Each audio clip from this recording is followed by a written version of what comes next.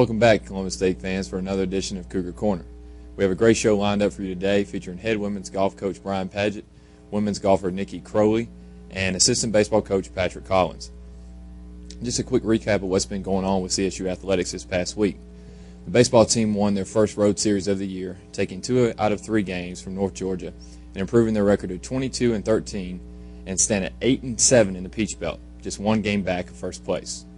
Thomas Campbell was the star in Game 1 for CSU, tossing his 3rd shutout of the season, allowing just 6 hits over 9 innings. North Georgia won Game 2 due to some less than stellar defense by CSU that led to 4 unearned runs as the Saints won the ballgame 5-3. The Cougars won the series, taking Game 3 5-2. Brian Satterfield worked 3 scoreless innings in relief, and Cameron Scott broke a 2-2 tie in the 9th to propel CSU to the victory. The softball team went 4-2 for the week, taking 2 games from King College on Friday, April 1st, and sweeping Lander in a pair of 1-run games on April 2nd. Jennifer Asasi and Aaron Tyson picked up the wins versus King. Asasi hurled a complete game, allowing just 1 run on 4 hits in Game 1 as CSU won 4-1. Tyson was equally impressive in Game 2, blanking the Tornadoes over 5 innings as the Lady Cougars won 8-0. On Saturday, CSU won a pair of 1-run games over visiting Lander. Columbus State won Game 1 2-1 in 8 innings as Keely Kennedy scored the game-winning run and Christy Bullard picked up the win. Game 2 was just as dramatic as CSU won 4-3 thanks to Cara Gordon's go-ahead solo home run in the 6th inning. Bullard worked the final 2 innings for her 2nd win of the afternoon. The Lady Cougars dropped a pair of games on Sunday to number 4 North Georgia. The Lady Saints jumped out to early leads in both games and answered any potential rally CSU had. CSU now stands at 34-10 on the season and are 2nd place in the conference with a 10-4 mark. On the tennis courts, the Lady Cougars moved up in the national rankings this past week, moving up 1 spot to number 8. They had a slate of tough matches, going 1-2 for the week, losing to Division I Sanford on Thursday and number 6 Abilene Christian on Saturday. The Lady Cougars breezed past Georgia College in a PBC matchup on Sunday. CSU now stands at 11-4 on the year and 8-1 in the PBC. The men's team went 1-1 for the week, dropping a tightly contested contest with number 10 Abilene Christian, falling 6-3. They bounced back the next day, blanking number 15 Georgia College 9-0, improving to 11-3 on the year and 4-2 in the Peach Belt. The track and field teams competed in the Tiger Track Classic over the weekend, which was hosted by Auburn University and featured a Division I Latin field. There were several school records set, including John Neal breaking Mishak Koriaki's mark in a 3,000-meter run with a time of 8 minutes and 33 seconds. Marina DeFore set a school record in the 400-meter hurdles with a time of 66.87. The 4x100 relay team of Keela Beverly, Shan Crawford, Asha Alexander, and Lakita Daniel set a school record and posted an NCAA provisional qualifying time with a time of 47.28. Shan Crawford also set NCAA provisional times in the 100-meter and the 200-meter dash. The golf teams were idle this week as they prepare for the Peach Belt Conference Tournament to be played at Savannah Quarters Country Club in Pooler, Georgia next weekend. That's your weekly recap on athletic teams in action this week. We'll be right back with our first guest, assistant baseball coach Patrick Collins.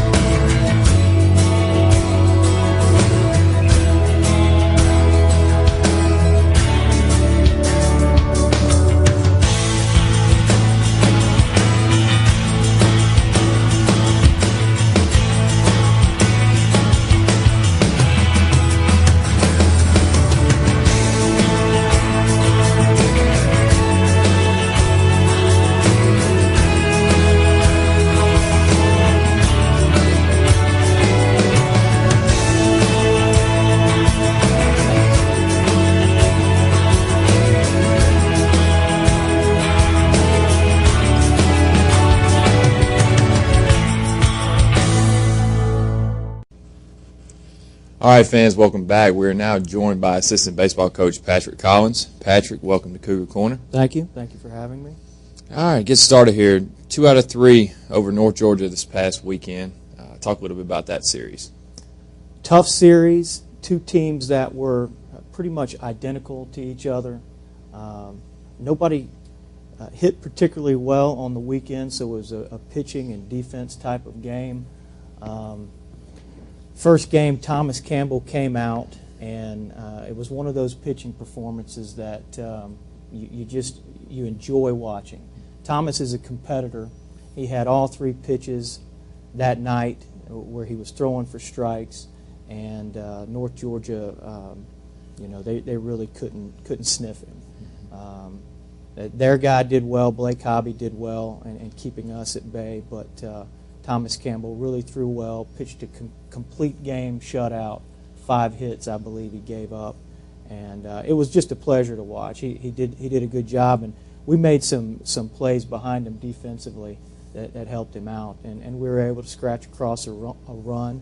We're going to need to win those type of games if we're going to stay competitive in this conference. And then again, on Saturday, we came out. The wind was blowing about 25 miles an hour in the hitter's face, and it really wasn't a great day to hit. But lost the first game 5-3. We gave up. We came out in the 3rd inning and got 3 runs and turned around and gave up 5 on a couple errors, and that's the way the game stayed. The 3rd game we were able to come back and scratch together a couple of runs. Cameron Scott had a big 9th inning double. It was actually a single where he drove in 2 runs. We went up 4-2 and then made it 5-2 on a wild pitch. So we didn't play great, but we got 2 wins out of the weekend, and sometimes when you're not playing great and you get the wins, that's a sign of a team that is capable of doing some pretty neat things, and I think we are. Okay, well, you took 2 out of 3 from Pembroke, 2 out of 3 from North Georgia, and then you go down to Armstrong this next weekend. It's going to be a tough matchup again. How important is it to go down there and play well again on the road? Armstrong and Savannah is typically a place where we haven't played very well. I think the last time we went down to Armstrong and played, I don't know if we got a guy past second base, and we got swept. So it wasn't a pretty weekend the last time we went down there. It's a big ballpark. Their team is the type of team that they have good pitching, they have good defense, and they have some guys who can run a little bit and hit the ball in a gap. They will be as good a team as we'll face this year, and I think that. I think we're capable of going down there and scratching a few wins out, and I think the main thing is we have to go down there and be competitive, compete every at bat, play some defense behind our pitching, which is pitching pretty well right now. We'll go on the road again for the 2nd straight weekend, and we'll see if we're tough enough to go down there and win 2 out of 3. I think we're capable of doing it, and they're winning. Their side of the conference, they're playing very well, and to go down there and win 2 out of 3, or maybe even do a little bit better than that, I think it would make a statement, and I think we're ready to do it. Okay, well, flipping the coin a little bit, they say behind every great head coach is a great coaching staff. For those fans who don't know what goes on a daily basis for an assistant, kind of detail some things that you would do as far as recruiting or just maybe administrative type things that go on a daily basis that most people don't realize that has to be done by a coaching staff. Well, I think the main thing that an assistant coach needs to do is just to be supportive of the head coach. I think that Coach Appleton sets up an environment where we can go in and everybody knows their role. Coach Stiers is Coach Sammy Stiers, our other assistant coach. He knows his role. He does a great job at it. I know my role, and we know what's expected of us. I think all 3 of us are as competitive as you'll find. We want to win, and we want guys around us that want to do the same thing. We want to win, and we want to win a championship. If we can get a good group that wants to do the same thing, we're going to be pretty competitive. That's the main thing. I think Coach Appleton just gives us an environment where we can go out and perform every day. And as far as some other things that an assistant coach has to do. Recruiting is a year-round thing. It's one of those things where we'll go out in the summer and we'll go out in the fall and we'll sign 6 or 8 guys and we'll think recruiting is over, and it's not. There's always 1 or 2 pieces of the puzzle that we have to end up going out in March and April and finding again. So a lot of times that's when you'll find your best players too. I remember Drew Canlin was at a junior college in Texas, and he called me from February once a week to March to April. Finally, he said, "Coach, I just want to come show you what I can do." All right, it comes out, and it's just an open tryout, and he comes out and he's hitting the ball all over the place. He's hitting the ball out of the park, and this is late May. And we have $2,000 left to give somebody, and Drew Canlin ended up being a big reason why we went to the World Series and did as well as we did in 2007. So you just have to stay after it, and you have to enjoy the guys that you're working around, and hopefully you'll get the guys that want the same things you do. So that's really what we do. Okay, sounds like you do a lot that goes unnoticed, probably.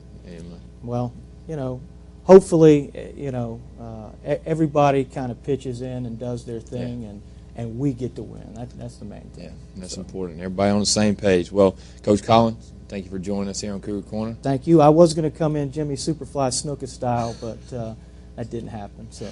All right, well, good luck this weekend against Armstrong. Thank you.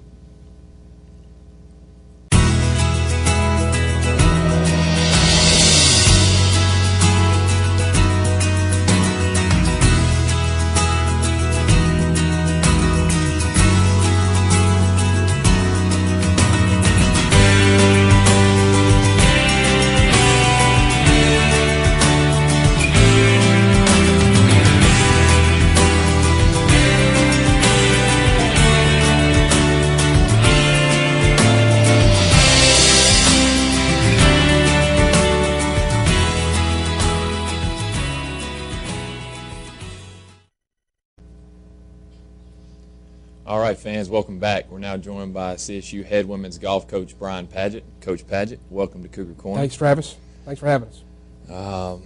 Overall thoughts on the season so far? Well, we won our first tournament. We hosted our tournament, and I've had two different medalists for champions. One back in the fall and one just our last event. So in terms of gaining momentum from last year to this year, absolutely we've succeeded in that, and I'm just looking forward to the conference championship next week. Okay, well, you talked about last year, this year, second-year program. Are you making strides to where you want to be, or are you happy about where the program's at this point in year 2? Absolutely. We brought in 3 new players for this year, and all 3 of them has had success. Nikki Crowley, who's going to be joining you after me here, she was actually the program's first medalist back in the fall. At the same event that we won our team championship, she was a medalist. So we walked right way there with 2 different hardware. So that was good. And then Kamisha Anthony, who just won a tournament in a 1-hole playoff last week in Savannah. Kamisha is obviously a leftover from last year. She's been outstanding, leads the team in stroke average with 77, and Nikki's right behind her at 78 and 78.5. Okay, well, have there been any other surprises for you? Jennifer Bruchaber, transfer from Truett McConnell. She's been a solid 3 or 4 player for us. Pretty much exactly what I thought she was going to be. Kind of a mid-80 to 82 to 83 kind of player. She's been a pleasant surprise. But Nikki and Jennifer, and then a young freshman, Jenna Kennedy, has also helped us, with some scores at the back end of the lineup. Okay. For those fans probably wondering, kind of detail a weekly routine as far as what golfers do is practice and what kind of you do on a daily basis. Well, we generally go a couple hours a day, 2 to 3 hours a day, 4 or 5 days a week, and a lot of that is spent in short game. Short game, I mean by putting, and obviously if you want to be a successful golfer, you have to be outstanding 50 yards and in. What I mean by that, you can hit a bomb drive, but if you don't have a short game, your drive is going to be nullified by missing that putt or not getting up or down from an area that you should be getting up and down from. Okay, well, just finished up the regular season part of your schedule, and the conference tournament starts next week, I believe. Yeah, and Pooler, Georgia at Savannah Quarters, it's a golf of golf courses that we actually played back in March. I think we finished 4th out of 10 teams at that particular venue. At our conference championship, there will be a 6-team venue. So I would think I certainly want to be finished maybe at least 3rd. I think we've got a shot at 2nd if we play perhaps our best golf of the season. I still don't think we've peaked yet, but maybe about a week. I don't know. Pembroke, who is leading our conference, they're number, I think, 4th or 5th in the country. They've had an outstanding year. I would certainly be satisfied with a top 3 finish, but if we finish 4th, it by no means we'll have an unsuccessful season, by no means. Okay, well, it sounds like things are right where they need to be in year 2 for the women's golf program here. Coach Padgett, thank you for being with us on Cougar Corner, and good luck at the conference tournament. Thanks, Travis.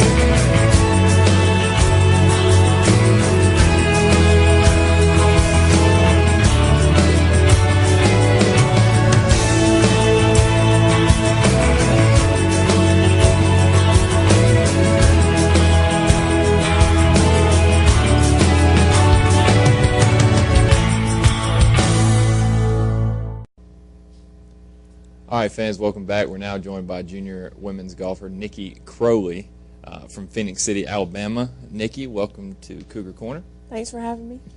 Okay, you transferred in from Troy, correct? Right. All right. Kind of compare the difference between Troy and CSU. Troy was a Division I. It's a lot bigger than here. The program was a little deeper. Like our average is around 320. And in D1, 320 puts you at the bottom of the pack. So, I mean, I like it here because a little bit of a smaller pond, bigger fish in a smaller pond. So. Okay, well, just looking kind of through some tournaments that you've played in this year, you've had, you won one tournament, the Southern Shootout, tied for first in another, finished second in another. Right. Pretty good year, stroke average of 78.2, 7 over par. Talk a little bit about your season so far. It's been pretty good. I actually got more out of what I expected. I didn't expect to win. I thought I was going to finish top 5 a couple times, but didn't expect to win my first year out here. Okay, well, as a team, what are your thoughts on the team here? It's year 2 of the program, obviously, so what are the expectations? Have they exceeded the expectations or right where you think you should be? Or we definitely exceeded. I didn't think we were going to win, but Jennifer Brushaber contributed a lot. I knew Kamisha was good, and I saw Jennifer when he recruited her, and I'm definitely proud of how she's been doing. Okay, well, for those people who are probably wondering, which I'm one of them, for a golfer, what is your routine like? You know, what at practice? You know, do you lift weights? What is it that you do on a weekly basis? We go to practice around 2:30, hit balls, chip and putt. We hang out. We really work on short game because BP stresses that part. We don't have a gym schedule, but a lot of us do go to the gym on our own just to keep in shape. But that's about it. Well, it's conditioning comes into. Is it? I know obviously you have to walk. Does that ever factor in? You ever get tired from walking so many holes? And yeah. At Troy we had to walk 36 in one day and then 18, and here it's just 18 one day and 18 the next. So I'm used to it. It's not as bad, but you get tired sometimes. Okay. Well, conference tournaments next week. Mm-hmm. Talk a little bit about that. Are you excited? What do you think your chances are to bring home the trophy? I'm excited because I've played Savannah Quarters. A little nervous. Kind of got off to a rocky start first day out there. I think we have a really good chance. I think Heather Altizer is playing well right now, and so is Jennifer, and Kamisha is always striking it good. So I think there is a good chance that we could at least finish second. Okay. Well, Nikki, thanks for being with us here on Cougar Corner, and good luck at the conference championships. Thank you.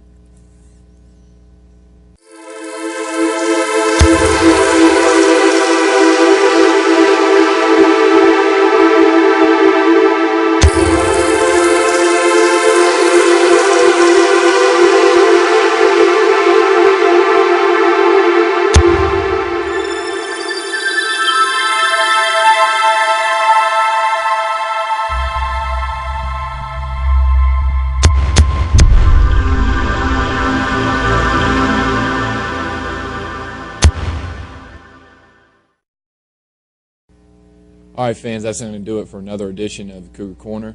A couple things going on this week. The baseball team will take on Albany State on Wednesday evening at 6 p.m. at Ragsdale Field. The Cougars took down Albany State 23-0 in their first matchup.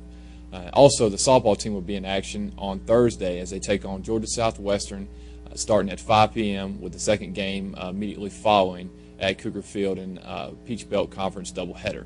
Until next time, I'm your host, Travis McCall.